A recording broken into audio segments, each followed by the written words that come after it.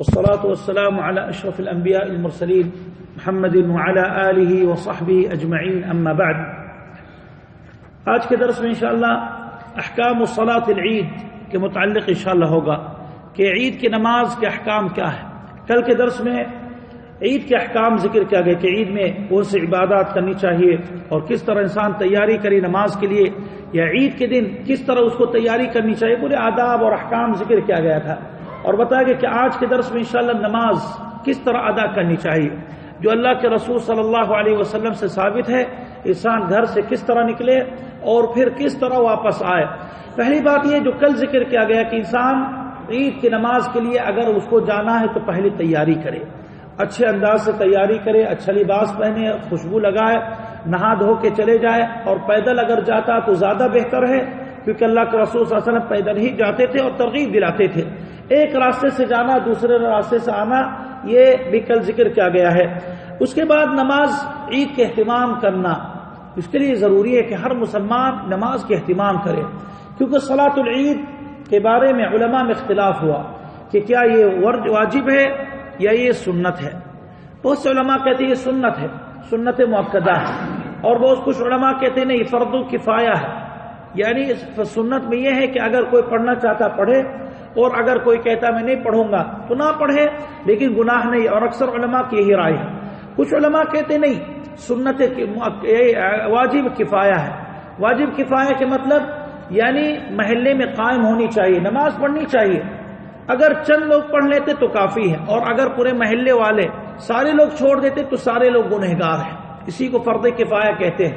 لیکن صحیح یہ ہے واللہ اعلم کہ یہ عید کی نماز ہر مسلمان بالغ پر واجب ہے. اگر وہ عیدگاہ تک جا سکتا ہے یا جہاں جماعت ہوتی ہے مسجد میں یا کہیں بھی جماعت ہوتی ہے اور وہ پہنچ سکتا ہے آسانی کے ساتھ تو صحیح ہے کہ واجب ہے. کیا دلیل ہے کہ واجب ہے؟ اللہ کے رسول صلی اللہ علیہ وسلم اس کے اہتمام کیا کرتے تھے. یعنی ایک بھی حدیث ثابت نہیں ہے کہ اللہ کے رسول صلی اللہ علیہ وسلم کبھی عید کی نماز کسی وجہ سے چھوڑا ہو، بلکہ اللہ کے رسول صلی اللہ علیہ وسلم ہمیشہ عیدگاہ پہ جاتے تھے. عیدگاہ پہ جانا زیادہ افضل ہے. انسان عیدگاہ اللہ کے رسول جاتے تھے. ایک بار بارش خوب ہوئی، اللہ کے رسول صلی اللہ علیہ وسلم نہیں جا پائے تو اپنی مسجد میں پڑھ لی. ایک بار اللہ کے رسول صلی اللہ علیہ وسلم کو دیر میں خبر ملی کہ آج کے دن عید کے دن ہے. حدیث میں آتا ہے ابو داؤد میں یا کسی اور ہے. اللہ کے رسول صلی اللہ علیہ وسلم، یہ حدیث ثابت ہے کہ اللہ کے رسول صلی اللہ علیہ وسلم یعنی چاند دیکھنے کے لیے 30 رمضان میں چاند دیکھنے کے لیے صحابہ کرام کو بھیجا کہ جا کے دیکھو.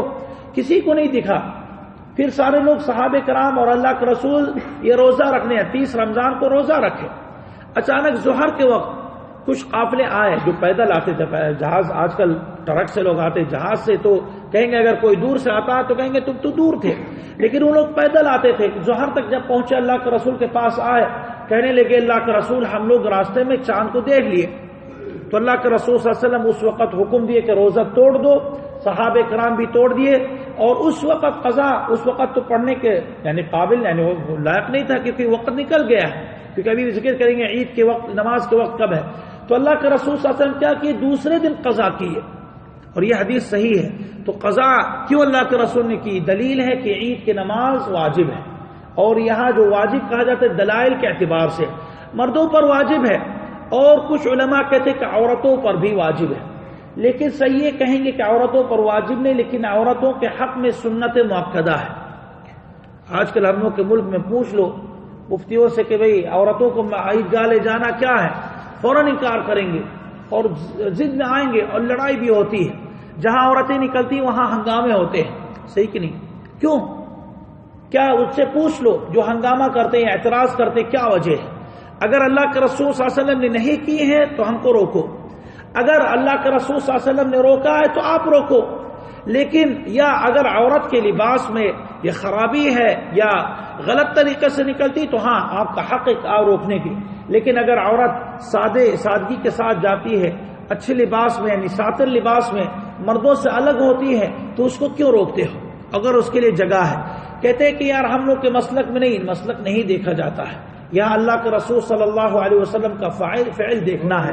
اللہ کے رسول صلی اللہ علیہ وسلم کے زمانے میں تمام عورتیں جاتی تھیں، اور صحابہ کرام کے بھی زمانے میں تمام عورتیں جاتی تھیں.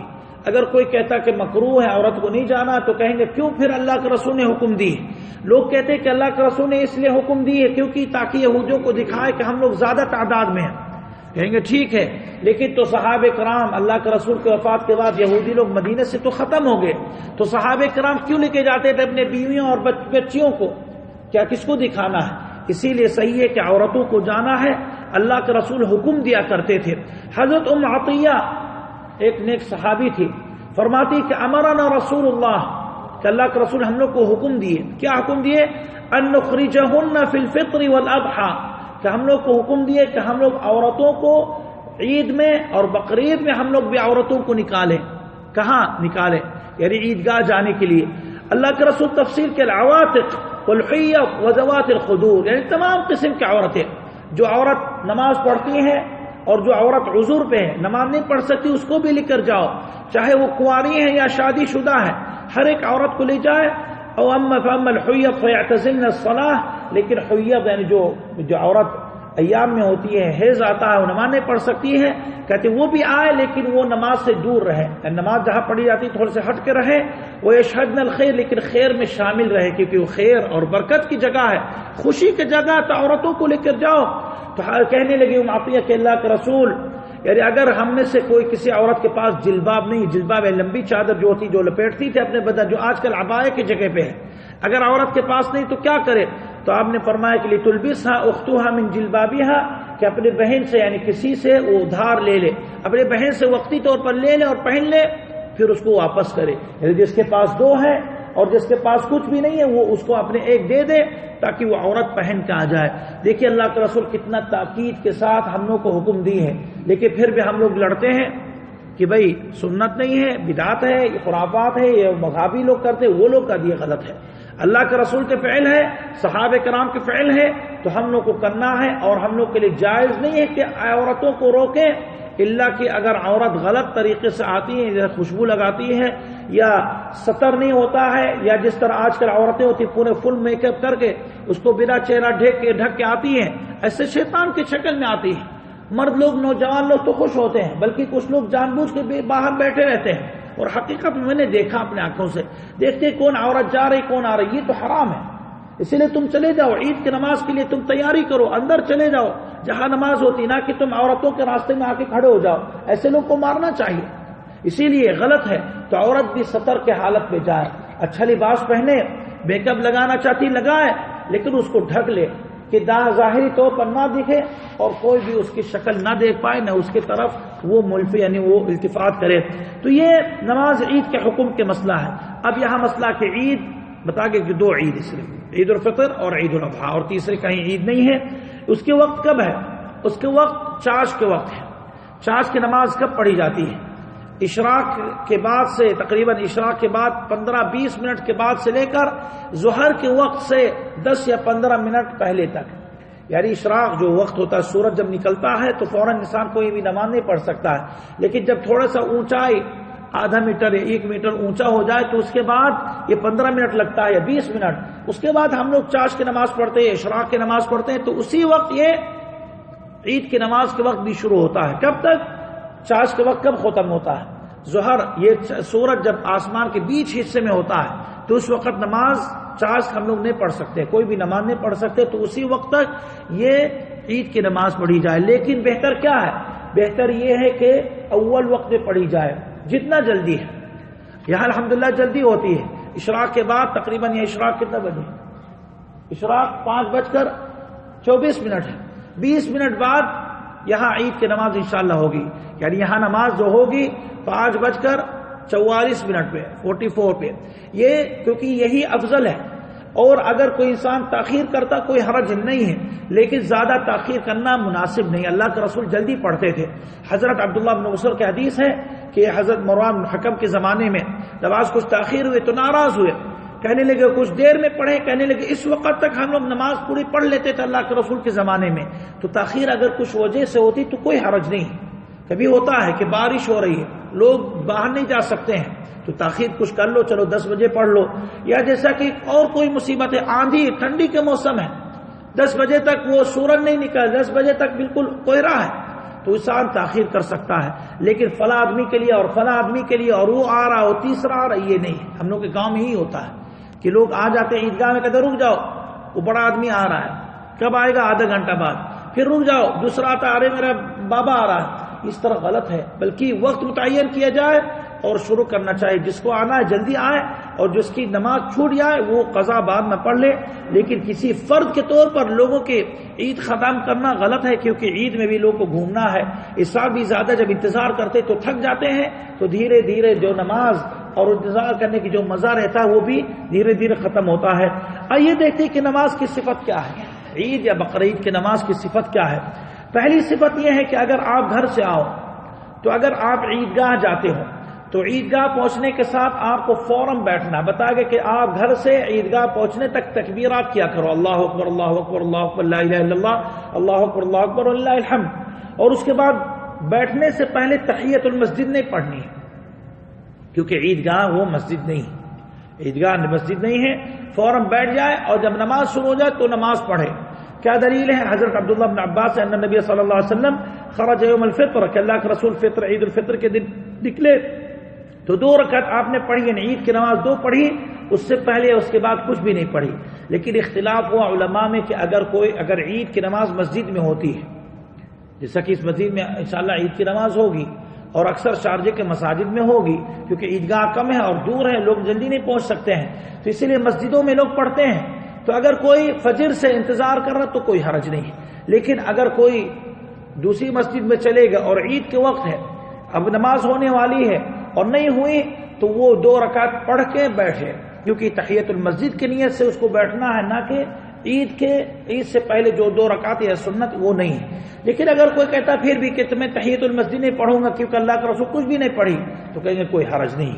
اس مسئلے میں زیادہ اختلاف نہیں کرنا، جس کو پڑھنا وہ پڑھے، اور جو سمجھتا کہ نہیں پڑھنا چاہیے کیونکہ عید سے پہلے کچھ بھی نہیں ہے تو نہ پڑھے۔ عید کے بعد بھی ایک نماز ہے، جیسا کہ انشاءاللہ ذکر کریں گے۔ بہرحال عید کی نماز کی صفت یہ ہے کہ انسان یہ 2 رکعت پڑھی جائے گی، کب؟ خطبے سے پہلے یا خطبے کے بعد؟ بچہ بتائے عید کی نماز کب ہوتی ہے؟ خطبے سے پہلے یا خطبے کے بعد؟ خطبے سے پہلے۔ اور جمعے کے دن کب ہوتی ہے؟ ہاں اردو نہیں سمجھ۔ اچھا، تو جمعے کے دن کب خطبہ کیا جاتا ہے؟ نماز کے بعد، نماز سے پہلے؟ خطبہ نماز سے پہلے، اور عید کے دن معاملہ الگ ہے۔ تو اسی لیے عید کے دن پہلے 2 رکعت پڑھیں گے، پھر اس کے بعد خطبہ دینے کے لیے امام اور خطیب کھڑا ہوگا۔ اور نماز کی جو صفت ہے، نماز تو عام نمازوں کی طرح ہے، رکوع، سجود، قرات جو بھی پڑھنا انسان عام نمازوں کی طرح پڑھے، لیکن اس میں 1-2 بات صرف ہے، 2 بات ہے۔ اللہ کے رسول صلی اللہ علیہ وسلم اس کے لیے خاصیت رکھی ہے۔ پہلی صفت یہ ہے کہ تکبیرات اس میں زیادہ کی جاتی ہے۔ آپ کو تکبیر تو کرنا پڑے گا نماز میں، نماز شروع کرنے کے لیے اللہ اکبر تکبیر تحریمہ جس کو کہتے ہیں وہ لازم ہے، لیکن اس کے بعد کتنا ہے علماء میں اختلاف ہوا۔ بلکہ یہ اختلاف صحابہ کرام میں ہے۔ صحابہ کرام سے منقول ہے کہ 3 کرتے تھے، جیسا ابو موسیٰ الاشعری صحابہ کرام سے منقول ہے، لیکن یہاں دیکھیں گے کہ اللہ کے رسول صلی اللہ علیہ وسلم سے کیا منقول ہے۔ حضرت عمرو بن العاص، حضرت عائشہ کی جو حدیث ہے کہ اللہ کے رسول صلی اللہ علیہ وسلم پہلے رکعت میں 7 تکبیرات کرتے تھے اور دوسری رکعت میں 5 کرتے تھے، تو یہ زیادہ قریب ہے۔ اگر کوئی کسی کو کرنا اللہ کے رسول کی سنت کے مطابق 7 کرے پہلے اور دوسری رکعت میں 5۔ پہلے 7 کس طرح؟ تکبیرہ تحریمہ کرنے کے بعد اللہ اکبر، تو آپ نماز میں داخل ہوئے، اس کے بعد 7 کرنا، اللہ اکبر اللہ اکبر اللہ اکبر 7 بار۔ اور دوسری رکعت میں جب آپ اٹھیں گے اللہ اکبر کہہ کے تو اس کے بعد 5 کرنی ہے۔ اگر کوئی کم کی ہے، کچھ علماء کہتے کہ ہاں 7 ہے اور 5 ہے، لیکن تکبیرہ تحریمہ کے ساتھ اور یہ تکبیر انتقال کے ساتھ، تو یہاں 6 ہوا اور یہاں 4 ہوا۔ اور کچھ علماء کہتے ہیں کہ 3 اور 3، جیسا کہ حنفی مسلک میں 3 اور 3، اور روایت کرتے کہ اللہ کے رسول کے لیے کہ اللہ کے رسول سے منقول نہیں، ضعیف ہے۔ ہاں کچھ صحابہ کرام سے منقول ہے، لیکن تو اسی لیے افضل یہ ہے کہ انسان جتنا زیادہ کر سکتا کرے، اور زیادہ اگر کرنا تو سنت کے مطابق، تو 7 زیادہ ہے کہ 3 زیادہ ہے؟ 7 ہے، تو اسی لیے اگر آپ 7 کرو گے تو زیادہ ثواب ملے گا۔ اس سے آج کل ہم لوگ کی لڑائی بس میرا مسلک ہے، میرا مفتی ہے، نہیں، میرا مسلک مفتی نے دیکھا، آپ دیکھو میرا رسول صلی اللہ علیہ وسلم کیا کیے، اللہ کے رسول نے کیا کی وہی کرو. تو اللہ کے رسول صلی اللہ علیہ وسلم پہلے کے بعد 7 اور دوسرے کے بعد 5. اور یہ کیا ہے؟ سنت ہے، فرض واجب نہیں ہے. اگر امام بھول گئے تو کوئی حرج نہیں ہے. ایسا کو ہوتا ہے کہ بہت سے لوگ اللہ اکبر امام کہتا، عادت ہے کہ اللہ اکبر کہنے کے بعد فاتحہ خود بخود نکل آتی ہے، ہوتا کہ نہیں؟ جو امام ہے اس سے پوچھ لو، اللہ اکبر دعا استفتاح پڑھے، فاتحہ شروع ہوگی تو کیسے واپس آئے؟ فاتحہ شروع کرنے کے بعد یہ تکبیرات کے لیے واپس آنا جائز نہیں ہے. بہت سے لوگ الحمدللہ پڑھنے لگا، کوئی بیچ میں سبحان اللہ کہہ دے پیچھے سے، تو امام جلدی سے اللہ اکبر پھر کرنے، غلط ہے. اور اس طرح کرنا یہ بڑی غلطی ہے، کیونکہ فاتحہ پڑھنا نماز کے ایک اہم فرض ہے، اور تکبیرات کرنا کیا ہے؟ سنت ہے. اور یہ قاعدہ یہ جان لو نماز میں کہ فرض میں داخل ہونے کے بعد اس فرض کو چھوڑ کے سنت کی طرف لوٹنا نہیں ہے. اور اگر کوئی لوٹتا ہے تو اس کی واجب کی طرف، تو اس کی نماز اگر وہ جان بوجھ کے کرتا تو غلط ہے. اور مثالیں بہت ہیں، لیکن اسی لیے فاتحہ وہ شروع کر دی تو بس اب اس کو واپس نہیں آنا ہے، فاتحہ پوری کرنا ہے. آج کل لوگ سمجھتے کہ تکبیرات اللہ اکبر یہ 7 اور 5 یہ بہت ضروری ہے. اگر امام بھول گئے تو اس کی خیریت نہیں ہے. کوئی بھی مہمان آئے گا گھر پہ، ارے آپ نہیں جانتے امام صاحب ہم لوگ کے ہاں پتہ نہیں کیا فکر میں کیا سوچ میں وہ تکبیرات ہی بھول گئے، صحیح کہ وہ بدنام کر دیں گے پورے محلے میں. غلط ہے، یہ تو سنت ہے، چھوڑ گئے تو کوئی حرج نہیں ہے. اگر بلکہ امام جان بوجھ کے کہتا ہے میں تکبیرات نہیں کروں گا، میں اللہ اکبر کہہ کے مجھے جلدی فاتحہ پڑھ کے ختم کروں گا، تو نماز بالکل صحیح ہے. کیونکہ تکبیرات یہ سنت ہے، اور سنت کے مطلب ہم چھوڑ سکتے ہیں، لیکن بہتر یہ کہ انسان کرے بھول چوک میں بالکل معاف ہے. اسی لیے انسان اس کے لیے لڑائی نہ کرے، اس کے لیے اختلاف نہ کرے، اس کے لیے امام سے کراہت نہ کرے. مجھے پتا ہے، میں نے خود سنا کہ فلاں امام بھول گئے، اب پورے مسجد والے اس کے خلاف ہیں، کہتے ہم لوگ کہ عید خراب کر دی. کیسے خراب کی؟ کیا اس نے الٹا نماز پڑھا دی؟ نہیں، صحیح نماز پڑھائی. اسی لیے یہ اس طرح جہالت کی بات نہیں کرنی چاہیے. تو اس لیے اور تکبیرات انسان اللہ اکبر صرف کہے، اللہ اکبر کبیرہ نہ کہے، اور ایک تکبیر اور دوسرے تکبیر کے درمیان کچھ نہیں کہنا ہے. کچھ لوگ سبحان اللہ الحمدللہ کچھ کہتے نہیں. اور تکبیرات میں ہاتھ اٹھانا کہ نہیں، اس کے بارے میں اللہ کے رسول صلی اللہ علیہ وسلم سے کچھ بھی نقل نہیں ہے، کچھ ثابت نہیں ہے. اگر کوئی ہاتھ اٹھاتا ہے تو اس کے اختیار ہے، اور اگر کوئی ہاتھ نہیں اٹھاتا تو اس کے اختیار ہے. ہاتھ اٹھا کے اللہ اکبر کہو، یا ہاتھ باندھ کے اللہ اکبر کہو، یا نیچے رکھ کے اللہ اکبر کہو، سب انشاءاللہ جائز ہے، اور اس میں اختلاف زیادہ نہیں کرنا ہے. اس کے بعد امام کیا پڑھے، یا نمازی اگر عید پڑھتا تو کیا پڑھے؟ فاتحہ پڑھے دونوں رکعت میں. اور اللہ کے رسول 2 طرح پڑھتے تھے. پہلی رکعت میں اللہ کے رسول صلی اللہ علیہ وسلم سورہ قاف پڑھتے تھے، اور دوسری رکعت میں سورہ قمر پڑھتے تھے، اور یہ لمبی قرات ہے. سورہ قاف بھی 3 صفحہ تقریباً ہے، اور سورہ قمر بھی 3 صفحہ ہے. تو اگر امام سمجھتا ہے کہ لوگ صبر کر لیں گے، وقت موسم اچھا ہے، لوگ جلدی میں نہیں ہے، یا لوگ آ رہے ہیں، تو لمبی کر لے سورہ قاف اور سورہ قمر. اور اگر دوسری قسم کی جو قرات ہے کہ پہلے رکعت میں سورہ اعلیٰ پڑھے، اور دوسری رکعت میں سورہ غاشیہ، جمعہ کی طرح. حضرت عمر بن بشیر کا حدیث ہے کہ اللہ کے رسول جمعہ اور عید کے دن سبحان سبح اسم ربک الاعلی پہلے پڑھتے تھے، اور دوسرے میں حل اتاک حدیث الغاشیہ. اور یہ نماز ختم کرنے کے بعد امام خطبے کے لیے کھڑا ہوگا. خطبہ چاہے ممبر پہ کرے یا زمین پہ کرے تو کوئی حرج نہیں، کیونکہ ممبر ثابت نہیں کہ اللہ کے رسول عید میں کی، لیکن اگر کوئی کرتا ہے یا جو حاکم ہے کہتا کہ ممبر پہ کرو تاکہ لوگ دور تک دیکھیں تو کوئی حرج نہیں ہے. اور اگر زمین پہ کھڑے ہو کے دیتا ہے تو کوئی حرج نہیں، کیونکہ عید میں اللہ کے رسول خطبہ ممبر پہ ثابت نہیں کہ آپ ممبر پہ دیے. ہاں جمعہ اور باقی خطبہ آپ ممبر پہ دیتے تھے. اور اسی طرح عید کی نماز کے بعد خطبہ سننے کے بعد، خطبہ سننے کے بعد تو سب کو الگ ہونا ہے. خطبہ جمعہ عید کے خطبہ سننا واجب نہیں ہے، اگر کسی کو جلدی اٹھ سکتا ہے، لیکن افضل اکمل یہ ہے کہ انسان پورا سنے، دعا میں بھی شامل رہے. اللہ کے رسول حیض والی عورتوں کو حکم دی کہ ان کو بیٹھاؤ تاکہ دعا میں شامل رہے. تو آپ جو نماز پڑھ کے آپ نکلے کیوں جلدی میں ہو؟ صبر کر لو، خطبہ سن لو، اور اگر سمجھ میں نہیں آتی تو کوشش کرو، اور کم سے کم دعا میں آپ شامل رہو. پھر نماز خطبہ ہونے کے بعد آپ نکل جاؤ. خطبہ کہیں کہ کچھ مساجد میں جہاں خطبہ عربی ہوتا ہے، یہاں تو اردو ہوگا، کچھ مساجد میں عربی ہوتا ہے، وہاں اس کے بعد نماز کے بعد کچھ ترجمہ ہوگا.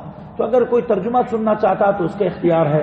اور اگر کسی کے عید کی نماز چھوٹ جائے، یا عیدگاہ نہیں جا پائے، یا دور ہی کی وجہ سے نہیں پہنچ پائے، تو وہ گھر میں پڑھ سکتا ہے.